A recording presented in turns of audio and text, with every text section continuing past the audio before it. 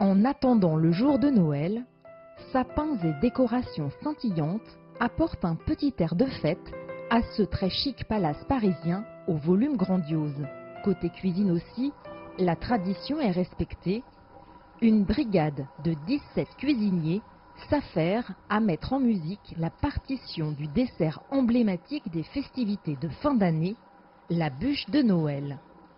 Un travail d'équipe où la minutie est de mise, sous la baguette du chef Dominique Costa, étoile montante de la pâtisserie française.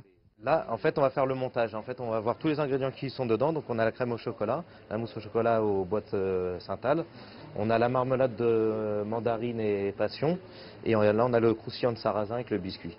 Comme dans tout palace qui se respecte en 2018, ici, tout n'est que calme, luxe et légèreté. Adieu crèmes au beurre et figurines en sucre de notre enfance. Place à la bûche signature aux saveurs franco-asiatiques. Mousse au chocolat fumé aux bois de santal, cœur fondant mandarine fruit de la passion, croustillant au sarrasin torréfié surmonté d'une crème à la confiture de lait, le tout revêtu d'une fine coque de chocolat croquant qui fond dans la bouche, présenté dans un écrin aux allures boisées en harmonie avec les couleurs du restaurant cantonais de l'hôtel, le Lily. J'aime bien moi mélanger toutes les cultures, souvent c'est là où on arrive à faire les meilleures choses. Et donc là en fait l'idée c'était de travailler sur les produits de saison bien sûr, c'est pour ça qu'on n'a pas une bûche aux fruits rouges, on a une bûche vraiment la mandarine.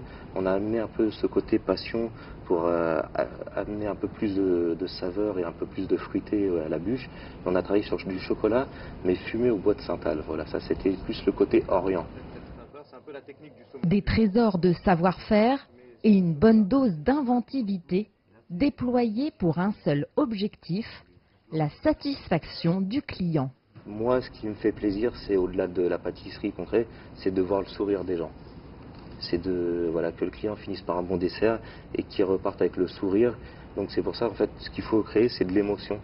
Les chefs pâtissiers de maintenant essayent vraiment de créer une émotion à la fin du repas.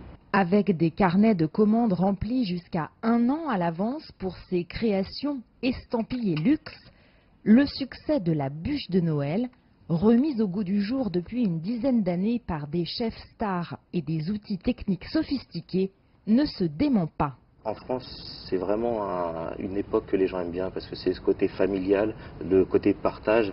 Et c'est vrai que quand on fait une bûche, j'aime bien ce côté gourmand, partage, parce que c'est des moments qu'on passe en famille. Et c'est vrai qu'on aime bien terminer par une belle touche le repas, parce que souvent c'est un repas qui est assez copieux. Donc il faut finir par un dessert qui ne soit pas trop lourd, fruité, mais qui finisse en beauté quand même. Le principal, c'est ça. Cette pâtisserie inspirée de la bûche qui se consumait lentement dans l'âtre lors de la veillée de Noël est tout le reflet de la chaleur qui entoure cette tradition. Aujourd'hui sublimée par les techniques modernes de la pâtisserie, elle reste un élément central du réveillon et du plaisir partagé. Jade Charles, CGTN, Paris.